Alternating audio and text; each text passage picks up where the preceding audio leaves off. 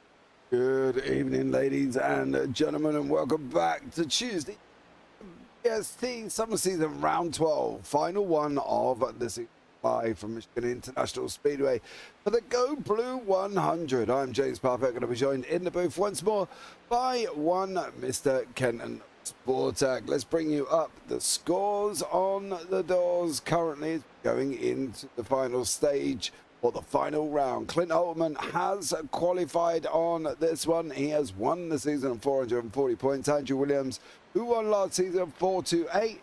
Then we got Devon Collicott, Christian Strada, Noel Jackowitz, Alex Witt, Nick Totner, Hunter Carlson, Andrew Jamelin, Andrew Burrell, Armand Brusso, Brandon McLaughlin, Matthew Norberg, Trenton Kimmel, Calvin Ross, Cody Kern, Joshua Kern, and then Joshua Kuhn, Rob Sizemore, Seth Pegg, Joshua Keefe, Anthony Radel, Tom Kuhn, Bradley Young, and the rest at the bottom that really haven't been here this much of the season. But we have come to the end of this season as well. This is where we've been so far, and this is where we will be finishing off at Michigan International Speedway. It's a circuit that I'm sure it's going to be loved, because I think some of the racing here has just been absolutely exceptional, and I think it's something that we're going to carry on here as well. The D-shaped oval, 1968 to the present day, 2 miles, turns 18 degrees, start finish 12 degrees, backstretch 5 degrees. Well, let's bring the man who's going to tell us all about it, Mr. Kenton Sportak. Kenton, welcome into the booth, buddy. How are you? I'm doing well and enjoying the decent weather we've been having here. Not enjoying the calf strain I picked up recently, but been trying some new sports. I actually got into hurling recently. Yeah, I think you said last, didn't you, about the fact that you've been hurling. Yeah, I've played 2 games to finish off, one on Thursday and one on Sunday last week, and I'm going to be in Vancouver for the end of August, beginning of September kind of time frame. Originally was vacation. Now it sounds like I'm playing in nationals for hurling. So it's very interesting. So I'm very excited about that. It'll be fun. Yeah, I think trying anything. Right, you know what I mean? Billy Cooper in YouTube chat. Let's go, Brad. Sitting in 3rd at the moment. Huh. In practice. Go Brad. Go Brad. Absolutely amazing. We'll see how he gets on throughout this race. Of course, we've got no TJ. I know he's taking a little bit of a break of racing currently as well, so we've got no TJ here. So my fanboy moments are going to have to go out the window. We're going to have to be patient and wait till the next time we see explain out on the grid. Of course, we're going to go into qualifying here, and we'll be doing that momentarily as well. What are we looking out for at Michigan, Kenton? What's going to be the sort of main rundown of this race circuit? Very interesting track, because we've kind of talked about how your typical speedways, super speedways, are those 2.5 mile tracks. They're really big. There's lots of space to kind of like just hammer down the throttle, and you're not really looking at braking. or lifting or anything like that. With this track, it's very weird because it's not quite 2.5 miles. It's only 2. You maybe have to lift if your tires are pretty worn, but you can almost go flat out here. The banking is very high. They actually consider it too high for open wheelers, so you're not going to see IndyCar here super often. I think the last time they were here was in early 2000s, and they've kind of gone away from it strictly because the banking is a lot higher compared to open wheel typical tracks, that 18 degrees there. So you can really utilize the banking here quite a bit, but you do have to be smart. You got to kind of feather every once in a while just to keep the car a little under control, but you can pretty much hammer it down and kind of go. Drafting will be fairly important here. You don't want to really lose it as much as that sort of typically doesn't have a super effect on anything but super speedways, but you really do want to make sure you control the draft here and kind of just be smart. Again, take your chances when you get them, but don't try and force anything, because a big crash here, while there is a good amount of space, and you can see it, there's about 4.5-ish lanes of availability space-wise going around these corners, but you do have that little drop up and down just to kind of make it through the corner, unlike most super speedways. But as long as you're smart with it, you could actually have a pretty solid race here, and I think it'll be a lot of fun to watch what these people are able to do. Yeah, definitely. And of course, don't forget the paint scheme it should be a sports theme here this evening. Probably going to see a lot of liveries with some form of sports logo or college school or something along them lines. There are a few that obviously haven't got them on, but there are a few pretty much the field that have got them on, of course, including the Go Blue 100, which I did have to ask for Armin Brusso, what does that mean? He said they're a college football team, the Michigan Wolverines. Yep. Boo. Oh, I don't know. You can boo them as well. I have no idea who they are. Don't forget, guys, as well, just a quick rundown on the things, on the way the scoring systems work. Top 2 from each season make it to the final race at the end of the ones battling it out for the overall champion of the free season. That's how the season scoring has been working out. That is what will be happening going into next season. It's going to be definitely exciting. I'm looking forward to it. I think it could be an absolute good one, and one that I think both of us should enjoy getting, right? Yeah, I'm always going to enjoy. More driving's fast. Drive fast, go left. That's all we need. When they start putting rights in. Yeah, I know. You love it so much. Oh, I definitely do not. It's atrocious. But, you know, look, there you go. At the end of the day, that's hopefully the calendar. To be fair, Chicago wasn't drastic. But, you know, I could think of more exciting things to be doing, like sitting down watching a paint dry or something. You know what I mean? For me. Go left. But yes, go fast. Exactly the Go Blue. So Michigan, because I think Armin Brusso, he's a Michigan fan. He is. They're one of this team I cheer for, which is Notre Dame, they're rivals of each other. Oh. They've been playing each other since 1887. Oh, okay. Yeah. This means nothing to me. I've got to be honest, right? Don't forget, guys, I will say we've got 100 laps here. Stage break at lap 40. Let's go, Brad. Terry Spain, our senior sir. Excited for Andrew, number 121 on OWR. Great season. Yes, they have.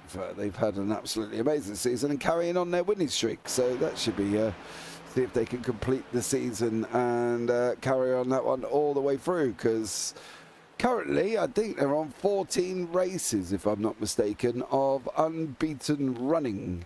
And OWR have taken most of it. I think it started back on May the 1st when we went to Kansas, and with Darlington, Pocono, Charlotte, Auto Club, Sonoma, Iowa, Homestead, Nashville, Chicago Street Course, Pocono, Indianapolis, and Chicagoland last week. So yeah, they've been busy boys.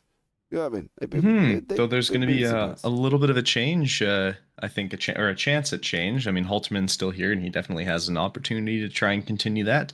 So I think Halterman was still here. Did I He miss is. him? No, Mr. Yeah, okay. Williams. I think it's Mr. Williams. Yes, but that's Williams not is here. on a work trip, so there's a chance that some things could change there, and we might be able to see how that goes. Yeah, absolutely. But here is the grid for the race. Alex Witt is in first, with Calvin Ross in second and Devon Collicott in third.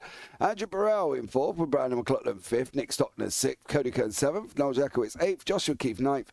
Bradley Young down in 10th, with Trenton Kimmel and Andrew Jamelin in the top 12. Then we've got Joshua Kuhn, Armin Brusso, Rob Sizemore, Anthony Radel, Greg Sherman, and Matthew Norberg at the back end. All the cars are currently sitting in the pit lane, so we will pick them up when we physically can, as they are all there ready to go. James, guess who has a rig and an iRacing account with the Kelly car?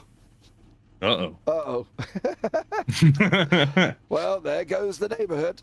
You do, Mr. Spadehour Senior. Show what you made of Brad and Rod. Where are you anyway, TJ? Don't come in here all cheerleadery and you're sat at home and comfortable on your sofa with your feet up, chilling out.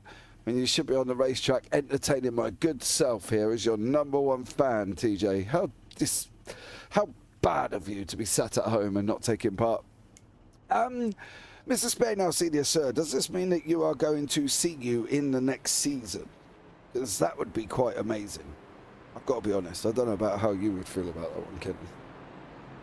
I'm excited for it, just because I love chaos, but... Are you saying that Mr. Spadehour Senior will cause chaos? No, I think it'll be chaos for you, because it's going to be very interesting trying to call out TJ and Terry, the Spain hours at the same time. I think it'd just be entertaining. Well, okay. Didn't see that coming, did you? No, I didn't, actually. That wasn't high on my agenda, I've got to be honest. That wasn't what I was going to say. Much love, fellas. Oh, I love you really, TJ, but you should be on a bloody racetrack, not sat at home, like, doing nothing. So there you go. Calvin Ross with a great second place in that Camry as well there. We'll have a look and a run through the bit of deliveries a little bit later. I'm going to be relying on Kenton to tell me who half of these actually are, right? Because let's face it, I'm British. We don't know. That's fair. We don't know half of who these people would be. Maybe we should have made a Premiership night only. You know what I mean? Premiership club liveries only. So, as I've just been attacked by a spider in my office, thank you very much for that, young sir.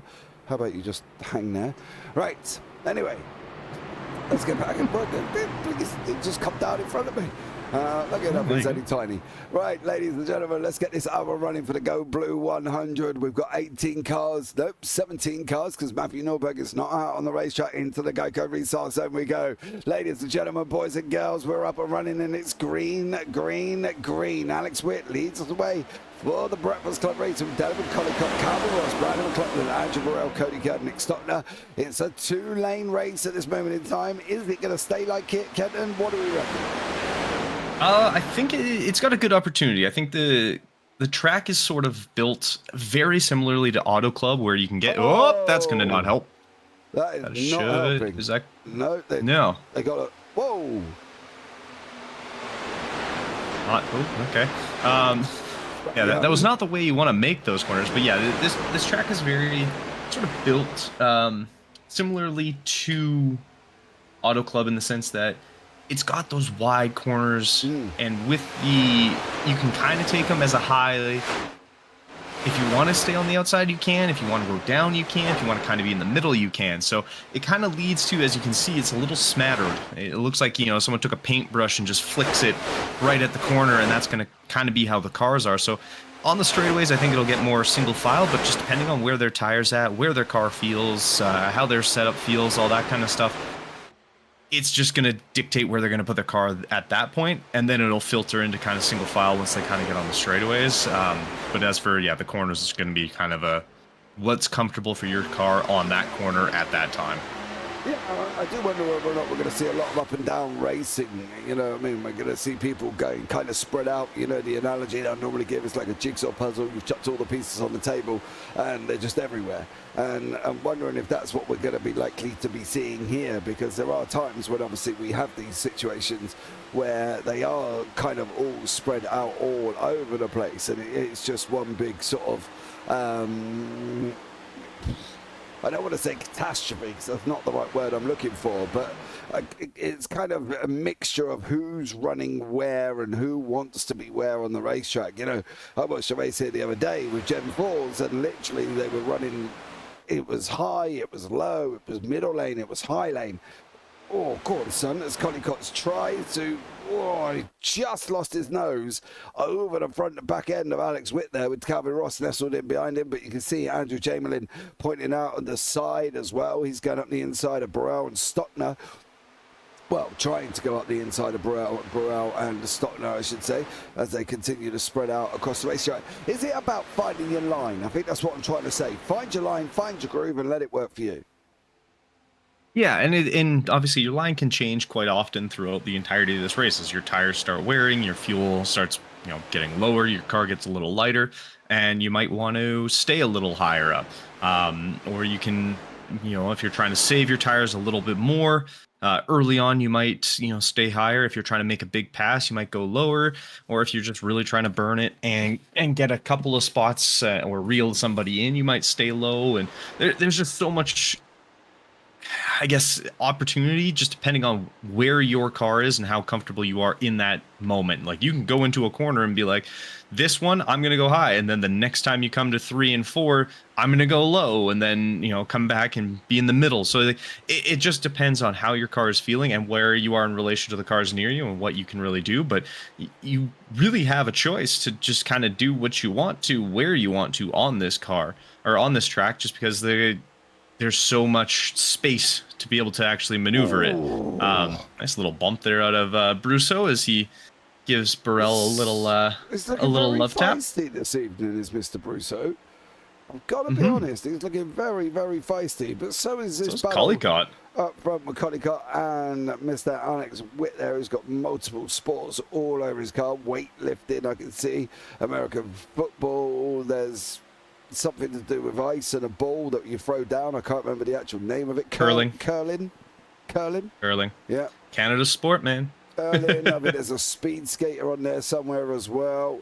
So fair play to Mr. I saw hockey and baseball, I think, are on the other side. There's the speed skater on the 594 machine as we go on to the top of Calvin Ross's machine. Montana State Bobcats. Oh, okay, cool. Well done, Kenton. That's why I brought you in the booth this evening, because you can tell me all about it. But there you go. Collicott have a little bit of an incident. He just went from second and almost passing Witt to now he's in sixth, and I didn't see anything, so I'm thinking maybe he got a little squirrely coming out of one of the corners and had to kind of let off to let the car come through. But yeah, I got a funny feeling it might be this one with Brandon McLaughlin running up on the high side. Do they make contact coming out here? That's going to be the question. And no, he just gets loose. He just has a little moment there, and unfortunately, trying to catch that, you lose all that momentum, and it just forced him to drop back a little bit. Yeah, and he's now down into sixth here. Joshua Kuhn and Trenton Kimmel going side by side with Andy Burrell. Rob Sizemore's in there. Keith Radel in there as well. Mr. Brad Young in a new Mountain Dew livery machine. Golson. And then Greg Sherman at the back as well. I'm quite interested to see how Brad gets on here. He was running third in practice. Now, the question is, he's out of the sort of draft. I think when we talk about the draft, we're not talking Daytona, Talladega draft. We're talking a draft that does exist, but not to the limits of them. And I think if Brad can keep the pace up and do the pace that he was doing in practice, then there's no reason why he shouldn't be able to sort of work his way slowly up to the back end. But I'm not going to say that's going to be within a couple of laps. That's going to be quite a while down the road before he thinks about getting on that one. Trenton Kimmel in his Ford here. Andrew Burrell tucked him right behind him once more. Do we think on this kind of race, and we're talking 100 laps, we're 10 laps in already, and touch wood, no caution so far. Is this a circuit where, if it's possible and everybody stays sensible, you are able to run green? 100%. I mean, the apron isn't massive here, but the corners are. Like you can see, there's the possibility for almost you could go 4 wide and actually be kind of comfortable. I don't suggest it, and I swear I will hunt down whoever does it, but you definitely have the spacing for it. So if you have an individual incident like we saw with Collicott, there's space to get around him. He's not, taking out, like if this was Daytona, you're all going full speed, you have a little moment like that, well, there's the big one. So just because there's nowhere to go. With this, you have so much space, and we saw it earlier with Brad and Trenton Kimmel early, that, sorry, not Trenton Kimmel, was it Kimmel? Sherman. Yep, Sherman. Sherman, there we go. I was like, who got involved in that? But there was so much space when they got on the back straight that they kind of took each other off the track, but neither one came anywhere close to hitting that wall on the inside. So you just have space to be able to recover and catch things and kind of get going again and sort of stay out of trouble in a sense that it makes life just that much easier. So I think it's going to be a very... I don't see it being a caution fest, but we've seen weird things happen, so who knows? And generally the first one sparks off everybody else's, right? Let's be real about it. We've seen it multiple times where one becomes 100, well, maybe not 100, I think it was at 19 or something, as Calvin Ross is on a bit of a march here as well, and he's trying to go along the inside of Alex Witt. There you go, in the 594. Andrew Jamelin coming through as well. These guys are going to start sending it, start moving it around a little bit more. You can see in the background, you've got Stockner's having a good old little ding-dong with Collicott. He's got the 81 of Brown and McLaughlin. Brown and Greg are battling out as well at the back of the field, but really, if they could link up, that might be a little bit easier for them to start making their way, because they are slowly losing time on the pack. But up front, Calvin Ross leading the way. He's taking the lead. He's taking up the mantle here, and he's going to be absolutely trying to pull away. What do we think on tyre situation here as well? Do we think it being that it's going to be high on tyres? Do we think it's not going to be high on tyres? What do we think is going to happen? I think it's going to be aggressively medium on tires. Like I don't think it's going to be super, super high tire wear. We're not looking at, Bristol or Dover or anything like that. There is going to be some tire wear, just because you do have that little bit of a lift you have to do and sort of getting on the throttle at the right time, and you're kind of dragging the tire, and whoa, Witt just got a huge jump out of that corner, or going into that corner. So, yeah, tire wear is not going to be anything super drastic. I think it's just going to be, if you're smart and not pushing them too much, you're going to be able to really utilize them. And there you can see the draft really working against Alex Witt, as 2 cars were able to get ahead of him just because they were in a line. So draft is definitely going to be a benefit here compared to a lot of other tracks that we've been to. It won't be, like you said, won't be Daytona strong, but it will have an effect. Oh. Got to be at the back, isn't it? No. Ooh. Was that the... There is a car down there. Where is he? Yeah. I think that's Tom McLaughlin. Okay. How did you end up there, dear? So I'm going to go backwards.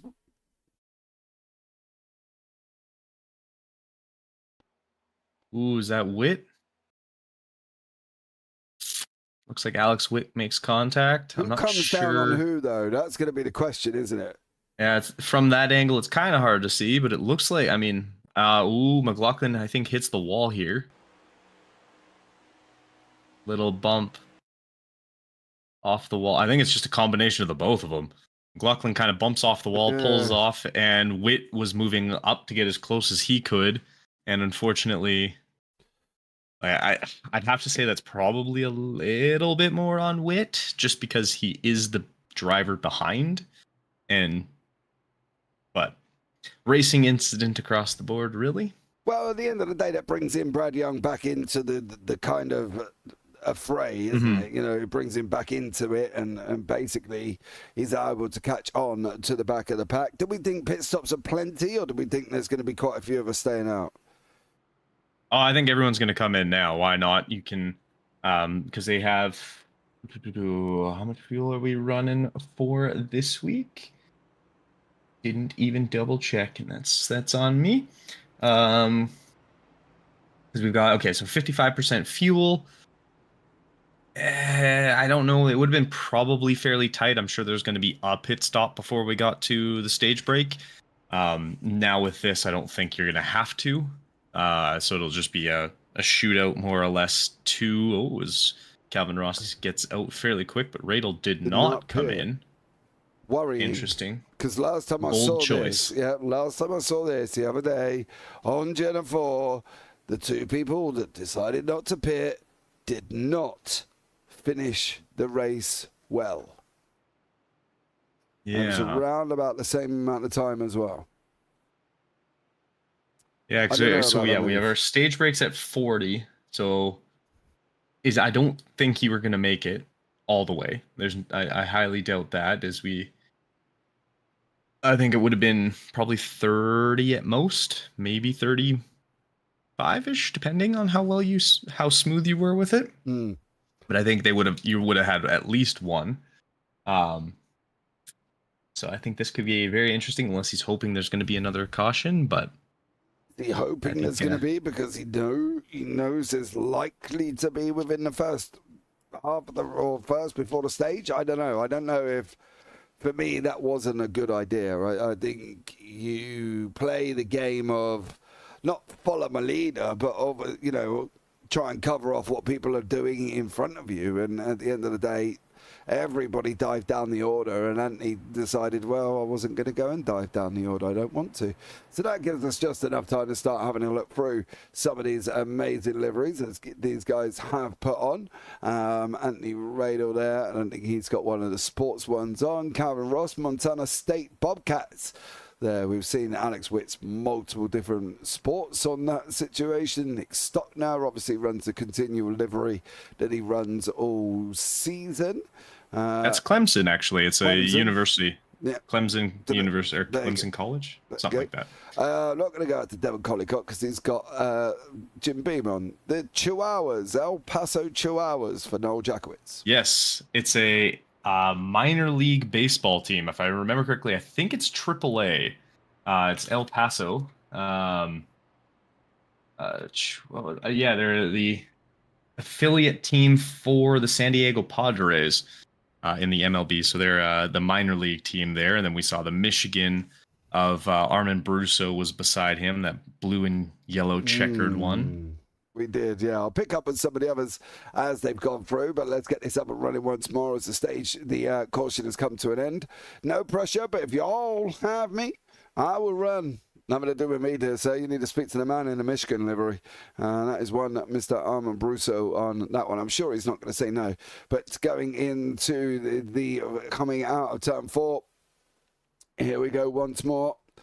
These guys are into the Geico restart zone. There's going to be a yellow. There's going to be a green. There's going to be a go, go, go. Anthony Radel got off the line and absolutely opened up a little bit of a gap over the cars behind it at the moment. Calvin Ross, Andrew Jamelin running high on the high side. Alex Witt and Stockner running on the low side. The 16's in there as well. That's Collicott nestled in again as they're all chasing Anthony Radel. And is this going to be the demise of Anthony Radel, do you think?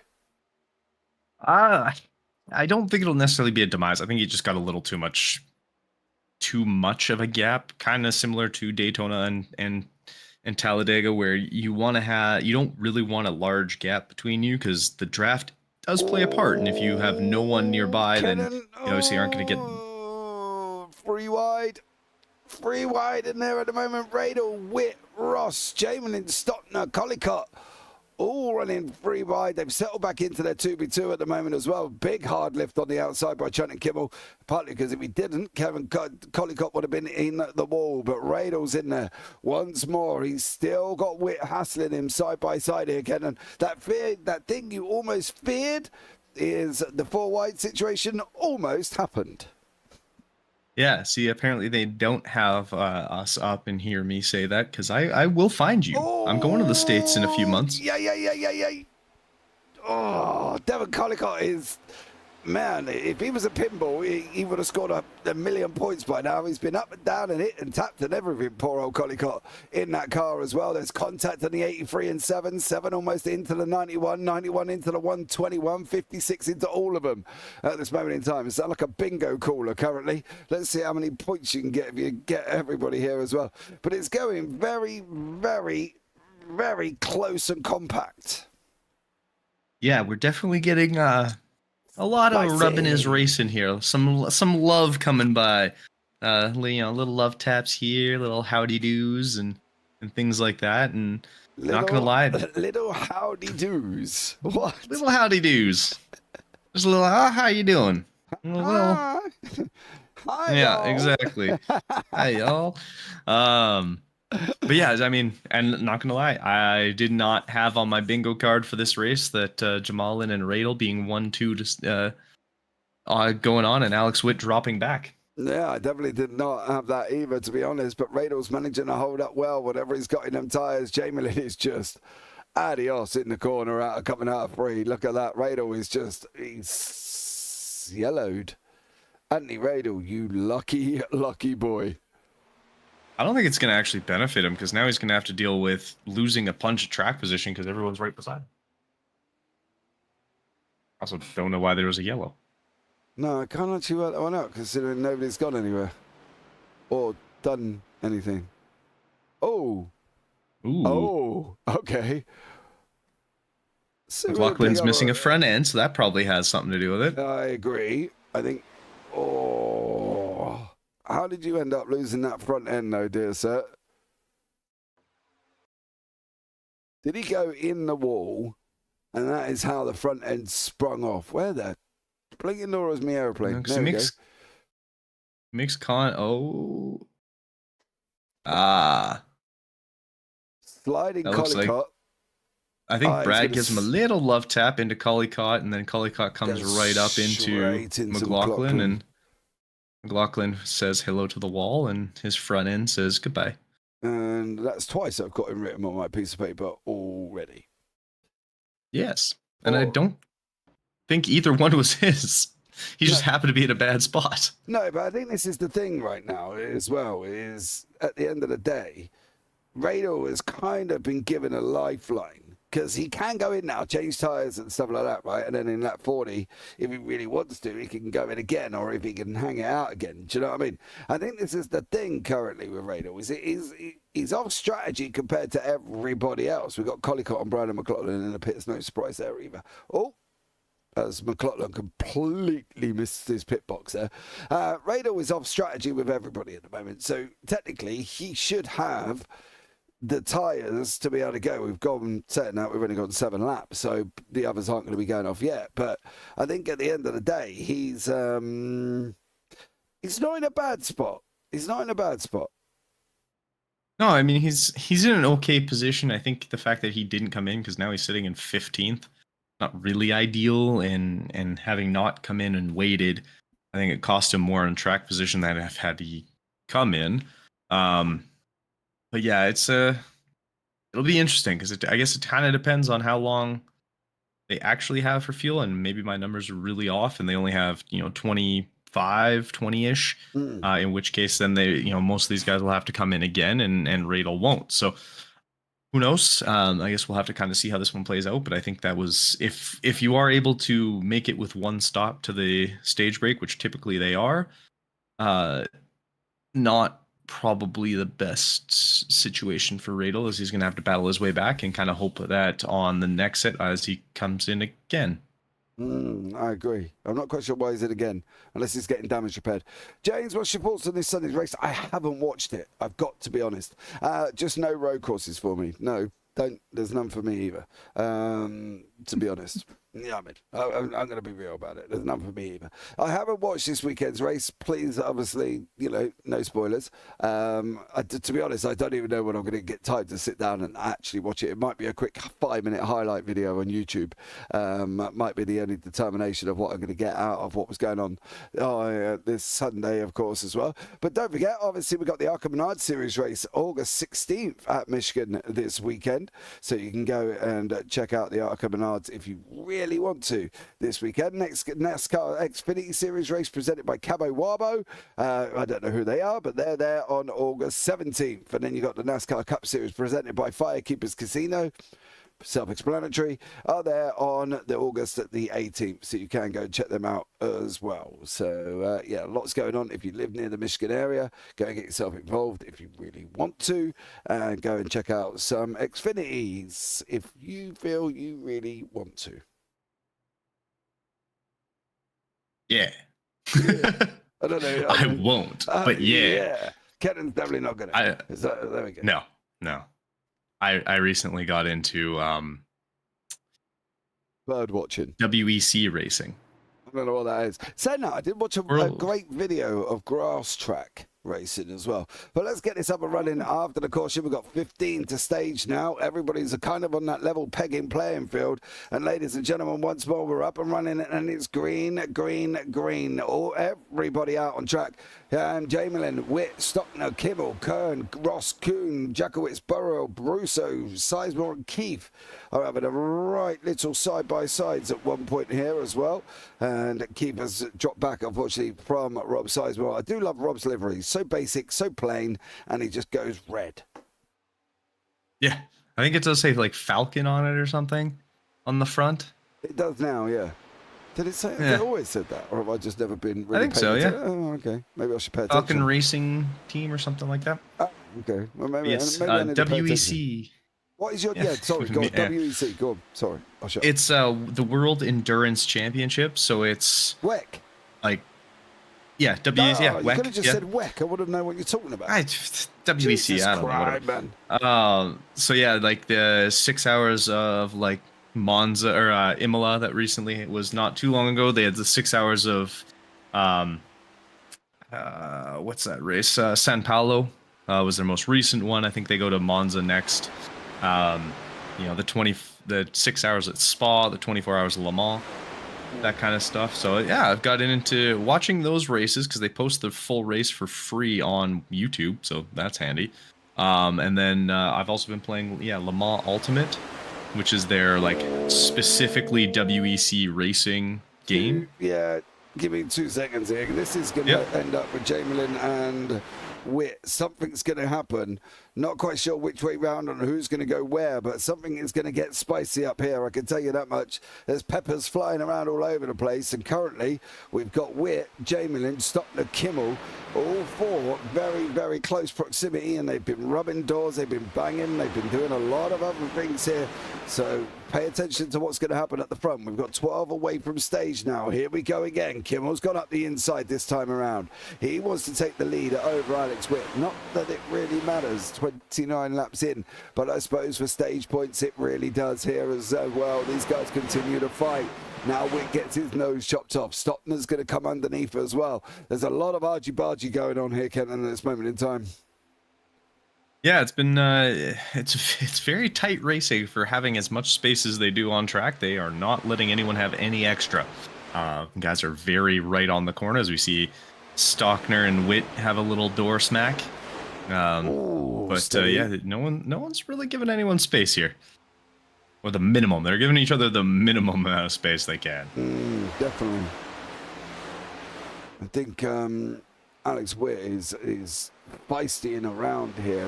He's definitely making his presence known on the racetrack, his young Mr. Witt, with Stockner in behind him as well. Now we've got Jakowitz starting moving through the order. There's a big old swirl. Witt's gone out, come back in. Jakowitz is in there. So there's a lot of stuff going on this race circuit at the moment. People jostling around. We've got 10 laps to stage here. Who's going to come out on top? Where's your money on Kenton for this first stage win? Ooh, I'm gonna go with Jamalin. I think he's gonna pull it off. He's got this. That's my bet. At the front.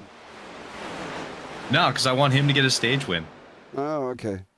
We don't get to talk to him as often, so I want to talk. I'll bring him on in. Let's get him on in here. All right, well, we'll see if Andrew Jamelin can wrap up that stage win or not here. It's got Stockner and Witt in the background there, nestling around, fighting with each other once more. Is there. Jackowitz is done through in the inside. We're going 3 wide. We've got 9 laps on the end of stage. Stockner's tapping Witt. He's going to spin him in a minute. I can guarantee, unless Witt can, he's got to hug that wall tighter than his favourite grandma, I can tell you that much, because otherwise he's going to be shooting across the front of the circuit. Here we go. Witt and Stockner side by side. Jackowitz on the base there as well. Tucked in right behind him is Cody Kern. We're going to go 3. We're going to go 4. We're going to try and get as many as we can in the line here. You can see the 52 in behind him. That's Trenton Kimmel and the 83 of Kuhn in there as well. Battling out, 2v2v2. All the while, Jamelin is running away with it here. 8 laps to go. Oh, something's going to happen. Something is going to happen here, Kenton. Yeah, and it's, I don't think, going to be pretty, but I'm here to watch it and see what happens. I don't like how close they're getting in some of these corners. If they could not, that'd be cool. They could try. Well, you ask them. See how that one works out for you. But I think at the end of the day, this is still going to be very, very close. I think is Jamelin still within touching distance? I suppose technically he is at this moment in time. Oh, dearie me. Oh, dearie me. Speaking of being in touching distance. Yeah, they're going to come. Stop. You can't come up, mate. You cannot come up any more than he can come down here. There is not Nick Stockner. Got a funny feeling something's going to happen here. There is not a big gap across the whole front of the field. It's literally 4 seconds from front to back going into the final 6. We've got 6 to go of the first stage. Alex Witt's mixing it with Nick Stockner. Stockner's in there with Kimmel. Witt's now going to make a charge to the front. He's now gone past Andrew Jamelin. Jamelin's going to lean on him in the corner. Stockner's going to come as well. Jamelin's burnt up tires, I think, here because he's going to be sliding quite. Yowzers, did Nick Stockner get close then? Yeah, these guys really want our blood pressures to go up a little bit there, eh? They're not being super friendly with our blood pressure. They're just trying to make us hurt, needing to fight our way through everything here. And oh, there we go. Where was that? Stockner? Stockner's. Oh, decipher that one, dear sir. There's got to be a point on the racetrack where we sit back and go, racing incident. Because you cannot, when you're here, this is Jackowitz on the inside coming up, right? Stockner's gone up a little bit. Jackowitz has come up, and has made contact. Unfortunately, I think, Jackowitz just comes up. Stockner does not go up further to the wall. No. And I think Jackowitz was expecting him to, and when he didn't, there was just Jackowitz went right into the corner of him. Yeah. 3 cautions deep already. Another safety car. Surely that's going to be stage. It's got to be stage, isn't it? I assume so. 5 laps till. Yeah. That was exactly. I'm sure it's going to be staged and it'll be as they are. Oh, that means Brusso got a point. Ah, yay, Brusso. He got a point. Let's have a chat with the man who just scored. I'm going to be trusting that is staged, Mr. Brusso. Yes, sir. You've just got a point, dear sir. I think not. I think I was in 11th, so when the yellow comes out, I will have gotten screwed over. Ah. All right, get yourself in the pit box. You can talk to me, it's fine. You say that. If you miss your pit box, it's not on me. If I miss my pit box, it's on me. Okay, well, that's fine then. How are you anyway? You sound very I'm downbeat. alright. What's up? Oh, no, I'm just tired and sad that I didn't get a stage one. Well, let's see what happens. Do you know what I mean? You're the I mean, you can give yourself as many stage points as you want. Yeah, I could. I've got decent speed on fresh tires, so anything can happen here. So what is it on outside of fresh tires then? Are you saying you're not lasting that long on tires at all? No, I mean I'm good for about 15 laps, and then after that, the draft is so good that I can at least hang with everybody, but I'm not blowing past everybody like I was. So if I can save tires and have like a green white checker with new tires, I think I can do pretty well. But You've only not got 3 doing great in tire the long sets. run. Is that the first set you've changed, or did you change it stage? Yeah. So I've got one set left. One set left, and you got 67, 63 laps to go. Yeah, but everybody's got one set left. Oh, okay. All right. Well, I'll be interested to see how you get on. Come on, sir. Cheer up, Mr. Brusso. Yeah, I'm sorry, somebody was asking a question. I'm in a good mood. I just, disappointed that I lost out on stage points, but it's the last race of the season, so I'm not going to let that bum me out. All right, mate. No worries at all. Well, listen, I'm going to put you back in. Thank you very much for coming up. Not that really you had a choice. I pulled you up here. But anyway, good to talk to you anyway, dear sir. Yep, no worries. Thank you, guys. He didn't sound overly happy tonight, did he? I feel that. I think he just needs a couple Red Bulls and It almost makes me feel a like good hug. Yeah, that's what I'm thinking. He almost feels like thinking he needs a good cuddle. Do you know what I mean? Somebody get out of Brusso and give him a snuggle up or something. You know what I mean? Don't we all? Yeah, Don't we all need a good every good now cuddle? and then, there's nothing wrong with a man having a good old cuddle.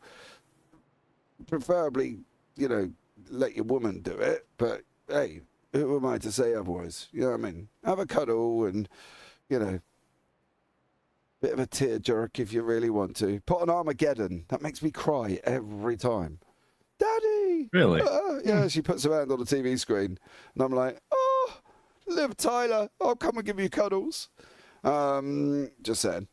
Come on, boys. Let's be real. Fair enough. I don't know. Okay. Oh, come Works for you. on. In that film, she was very pretty. Yeah? Yeah, just saying, that was all. What's wrong with that? I'm sure people at home would agree that she was a very pretty young lady back then. I don't know what she looks like now because it was a long time ago, but here we go.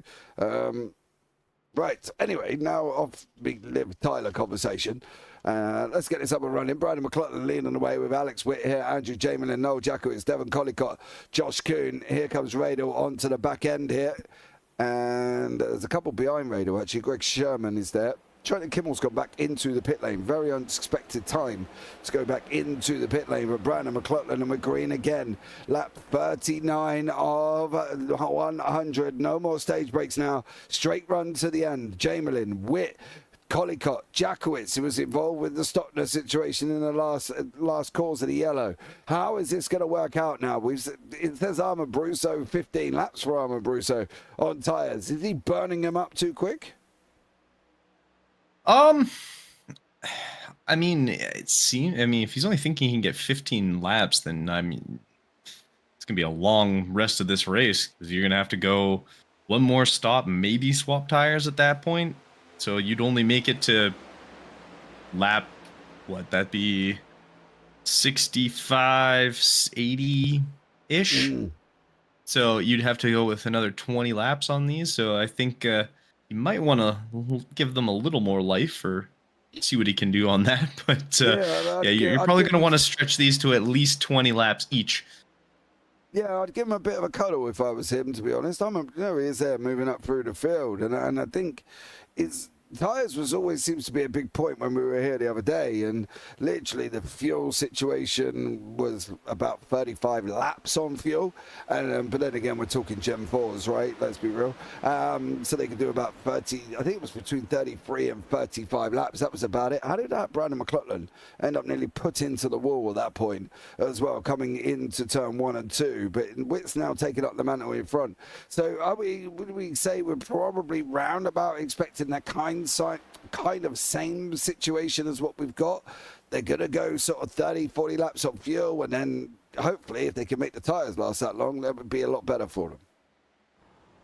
100%. I mean, if you're able to at least get to around that, 25 to 30 lap range, you're going to have a better shot at making those tires survive. And obviously the longer you're able to go in this stint, the shorter, the less fuel and the fresher the tires will be that you're able to utilize for the final stint. So I think it's just going to come down to what they're able to sort of milk, and you can see McLaughlin here staying nice and high, trying to really milk the tires a little bit. Not super concerned, it seems, with fuel, but definitely trying to let the tires breathe. You can hear him letting off. I don't hear him clutching in, I don't think. No.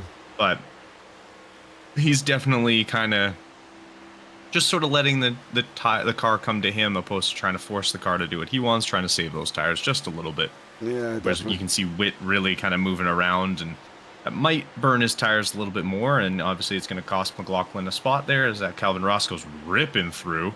But yeah, we'll have to see what everyone decides game plan wise. There's gonna be a game plan.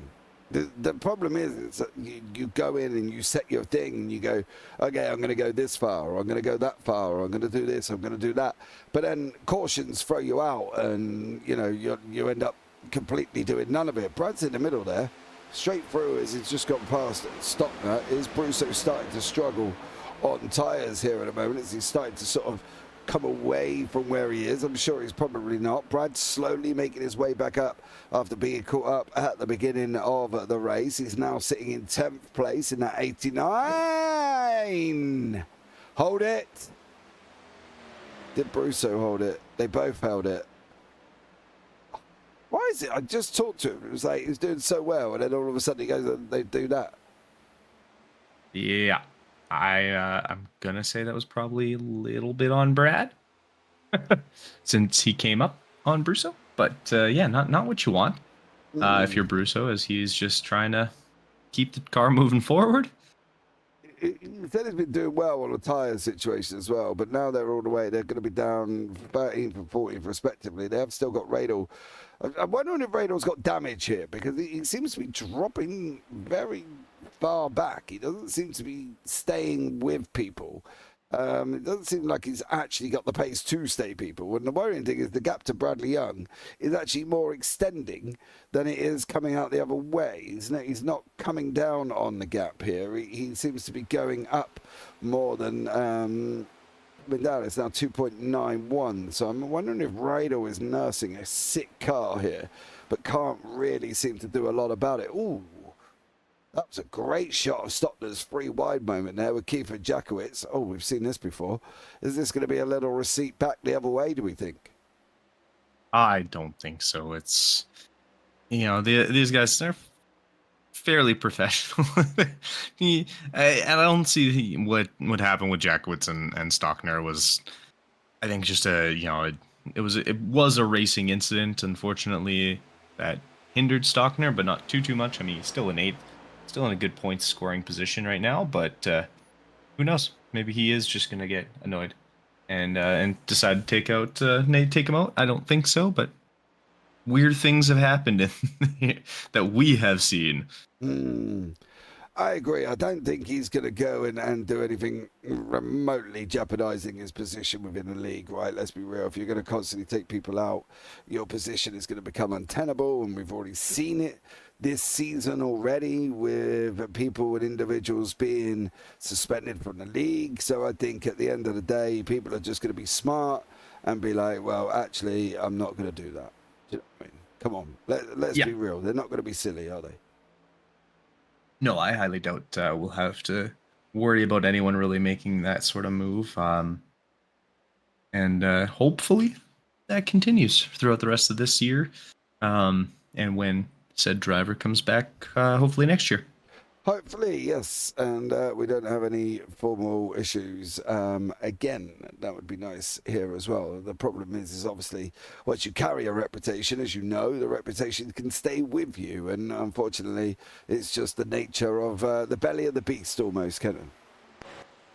100%, and yeah, he's one of those things that that definitely does stick with you, and I know there's a few others that have kind of a something going around, and once you get that, then it makes it harder. And I've played enough sports to know that once you get in and someone hears oh, this is the type of guy he is, it makes life easier or tougher for you, and trying to kind of get in and connect with the rest of the group, and you don't really want them too often if you can avoid it.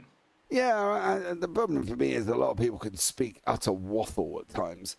And, you know, people just make stuff up for the sake of it. Let's be real about it. And you know, you just got to determine what actually is right and what actually is wrong, and race the person yourself. If you're racing and there's an issue, and next thing you know, this same person spinning you around and spinning you around and spinning you around and spinning you around, you know, and you go more times round in a circle than Kylie Minogue does in Bleating Spinning Around song, then you know there's an issue there.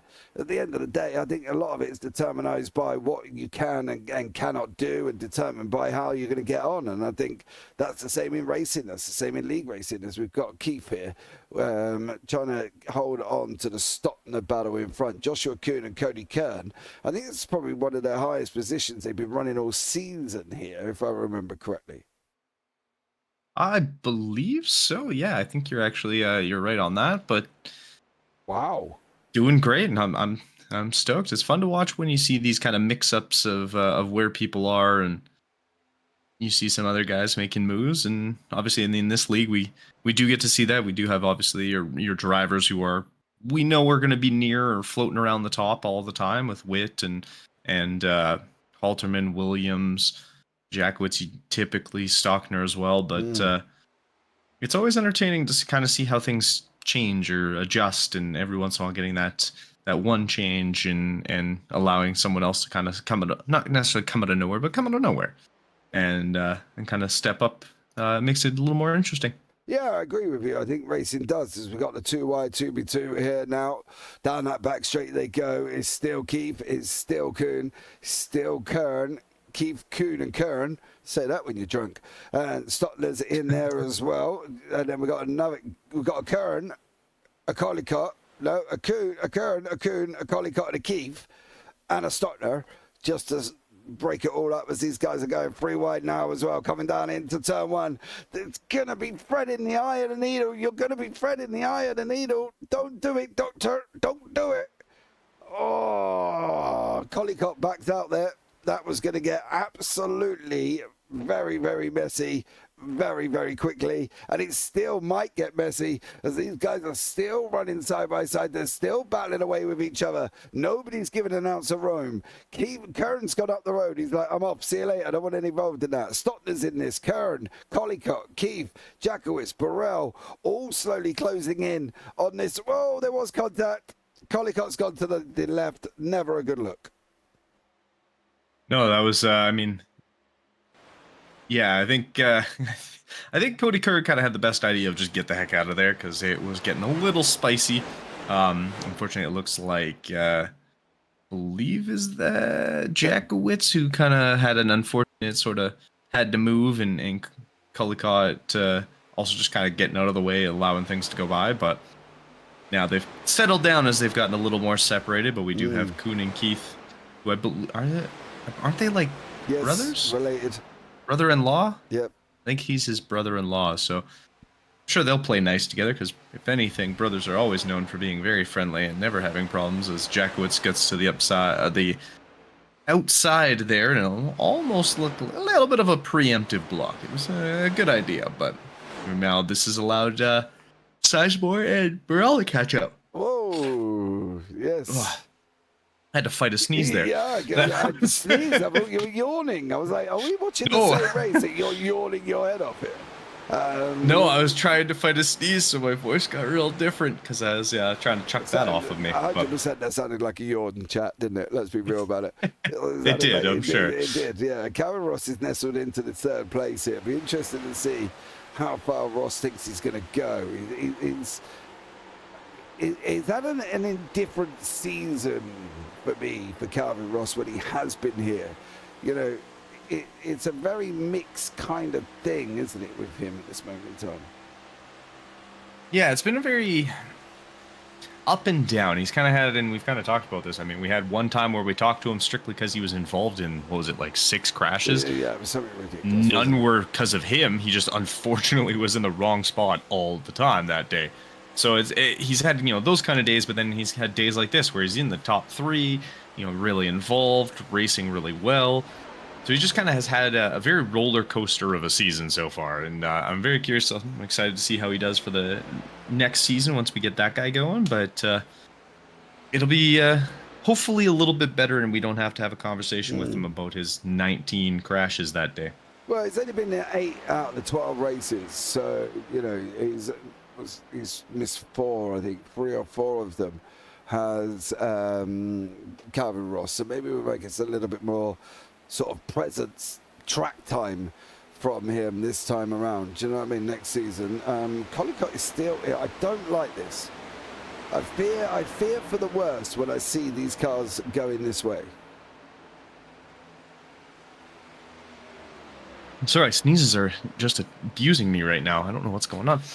Yeah, no, it's, and I don't like 3 wide. He's come off the wall. Oh, yeah. Yep, that was going to happen. Man, I could see that from miles and miles and miles away. Yeah, that wasn't what you want at all. No.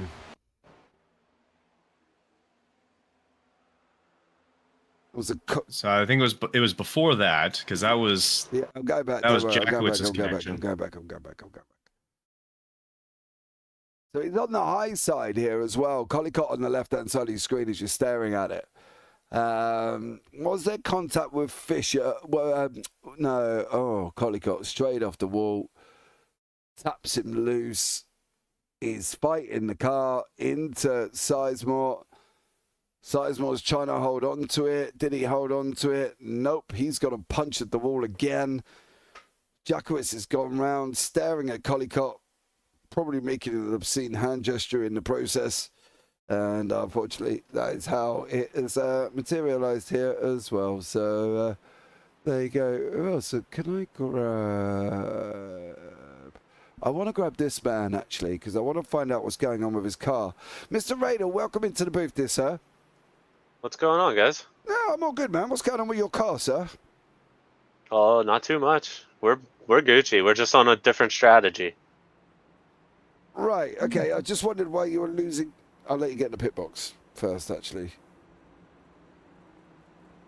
I was losing time because I haven't taken tires yet. Really? Yeah, this will be my first set of tires right here. Okay, is there a specific reason for that? Well, I'm running in the back, so my only chance is if I have an extra set at the end when others don't, I can drive by them. So that's initially the plan, then. Yeah, so pit here, take the first set. We're gonna have to pit again because of fuel. Take the second set when others have taken theirs already. Well, whether they take them here or the next stop. Yeah, by the sounds of it, everybody's, as what Brusso said, everybody's only on one tire. Right. So they either take them here or the next stop, just like me. But now I have fresh tires at both stops. Right. Okay, dear sir. Well, good luck. Let's see how you're gonna get on. Where do you see yourself? Hey, I'm a gambling man. Hey, man, why not? You know what I mean? Let's be real about it. Got nothing to lose. Nope, nothing to lose, but everything to gain. So fair play to you, sir. You go for it. See how you get on, bud, and I will catch up with you later on. Good luck. Appreciate you guys. Have a good night. And you. Oh, so nothing wrong with his tires then. It's just he's on an alternate. I like it. See, strategies. Change it up. You never know. Yeah, you never know. He might come out. He might be like he won a lottery. I don't know. Yeah. Could be his version of the Jordan Malcolm masterclass. Just tires instead of fuel. No. Maybe. No, you can't compare.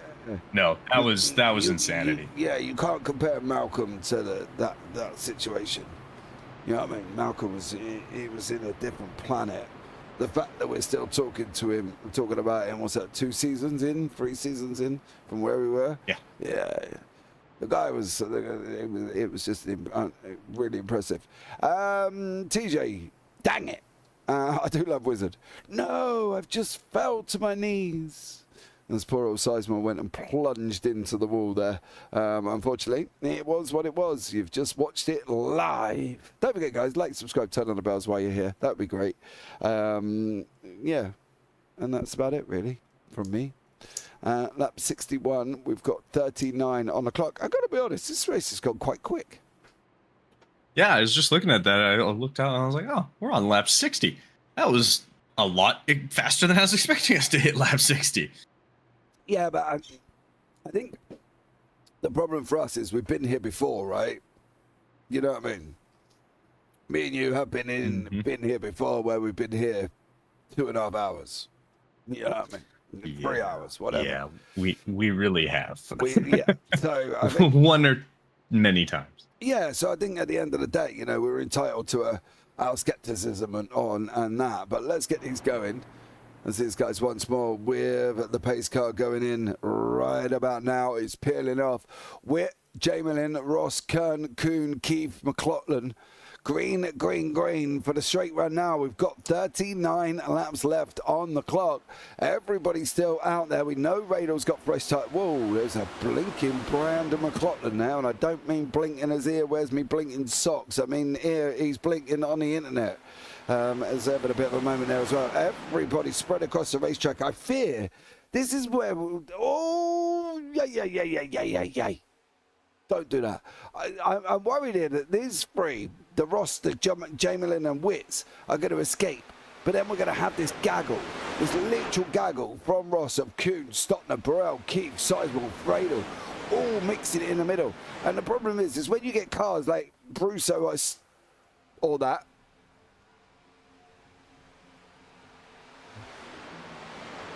Yep. Ollicott and Kimmel. Was it? There's nothing worse than actually seeing something and you sit back and think, what's that contact? Oh, yeah. Whoa. That looks like that Collicott actually comes down on Kimmel there. But I could be wrong. Okay, Kimmel is now above that line. No, actually, Kimmel goes up into and catches Collicott. Come on, they're both going. They're both going. I mean, Collicott comes down a little bit. Yeah, let's be real about it. But they are both going in the same direction. You know, yes. Well, not. Yeah, they're both going. One's going up, one's going down. So you know, let's be real about it. They're probably 50% take the responsibilities as it comes on that one. Do you know what I mean? So yeah, there we go. So, Mr. Spainhouse Senior, are we actually going to see you on the race circuit? Like next season, are you going to be on the race circuit? Are you going to be in a chat room for me to pull you in and have a final voice chat? Well, an actual first voice chat would be, I suppose, a better way of looking at it. Kenton, really, wouldn't it? I mean, it would be the first one, yes. It would be the first one, yes. Thank you very much for telling me that would be the first one. Yeah. So yeah, is that actually what's going on? TJ, are you coming back next season as well? You know what I mean? I want a new liver. I need a new mug, TJ. My other one's getting a little bit faded. Where my wife don't listen to the words of "please don't stick my mug in the dishwasher." So I need a new livery machine with a TJ beautifully designed livery on there. Do you know what I mean? I got my sticker on my computer still, so that's right next to my desk, because every time I get to sit down, I get to look at your wonderful Kelly Services car, TJ. What more could I ask for? But yeah, my mug's looking a little bit meh, gotta be honest, because the wife keeps sticking it in the dishwasher. I don't really know. I don't know, mate. To be honest, I think I've got more right with talking to me dash hound. You know what I mean? To try and get her to stop doing it. Babe, don't stick my cup in the dishwasher. Babe, why's my cup in the dishwasher? Oh, I forgot. Okay, darling. You know what I mean? Yeah. Yeah, that's how it goes. Yeah. Yes, sir, says Mr. Spainhouse Senior. Woohoo! It's going to be exciting, isn't it? Yeah, I'm curious how it'll end up. It'll be a lot of fun once we got all three of them racing at the same time. Yeah, but we'll have TJ and Terry, so that's fine. As long as they don't both come out in a Kelly Services car, because that will absolutely confuse the living duties out of me. You know, they both got the same car with the same livery on or something, and I'm just there going, I have no idea who's who. But here we go. Right, filing back in to 2B2 here. Yes, for a few races low. By the way, James, compared to Kenton, you're a bit quiet. Well, that's because it's late at night in my house and I can't shout. I wish you told me at the beginning rather than 65 laps in, though. I've got to be honest. Do you know what I mean? Am That might have been a little bit more easier. Right, I've got to turn myself up. Now tell me how I'm doing here. But yeah, it could have told me, 60 odd laps ago. But never mind. Listen, we're still friends up here in the booth. You know what I mean? Still friends. All good times. All good times. We'll have to do we'll have TJ come up and do a cast, and I'll drive his car for you. Ooh. Change it all up on everybody. Oh, baby. That'd be like flat out confusion on my part at that moment in time, wouldn't it? You know what I mean? I'd be lost. Perfect. Lost in the world. So there you go.